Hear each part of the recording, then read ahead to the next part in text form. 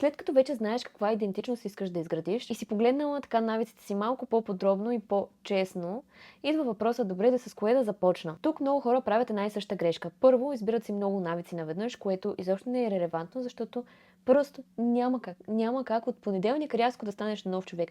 Винаги се започва с малко. И второ, избират си навик, който звучи много добре, но не е релевантен за живота им в момента. Например, ще тренирам 5-6 пъти седмично, ще уча по 3 часа на ден, ще спра за захарта, телефона, кафето, ще започна да ставам в 6 часа, всичко това наведнъж. 3 дни по-късно този план вече е умрял и те си казват, ето, аз пак не мога да бъда постоянна.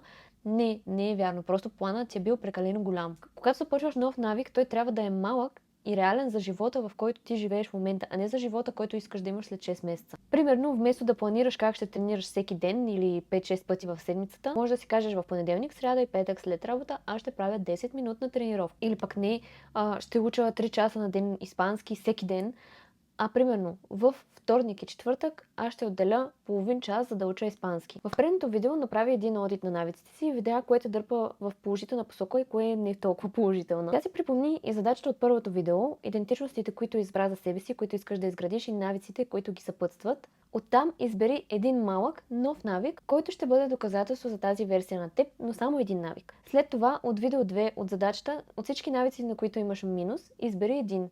Този, който искаш да премахнеш най-много. Не се опитвай да избираш най-важното нещо за целия си живот. Избери това, което в момента ще има най-голям смисъл и което реално можеш да направиш. И пак давам пример. Ако си написал като идентичност човек, който се грижи за тялото си, можеш да започнеш с малък навик, който е 10 минути движение след работа. Така вече не просто си правиш някакъв списък с желания, а ти реално си избираш нещата, които ще започнеш да променяш. Тук обаче искам да обърнеш внимание много и на часовете си, защото често си слагаме навици в неподходящи за нас часове. Особено когато говорим пък за тренировки или нещо този сорт, ние си слагаме тези навици, когато не се чувстваме енергични.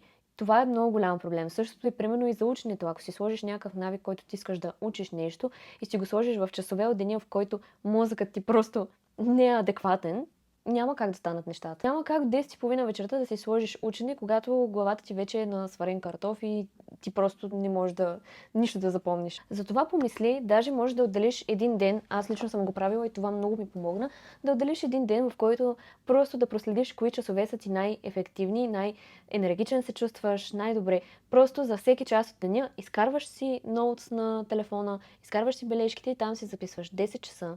Примерно си записваш нагоре, надолу или стрелкичка нагоре и надолу. Ако си примерно на някой тефтер, може да си начертаеш. Нагоре, когато се чувстваш добре, се чувстваш енергичен, а надолу е когато съответно обратното ти не се чувстваш енергичен и се чувстваш по-изморен.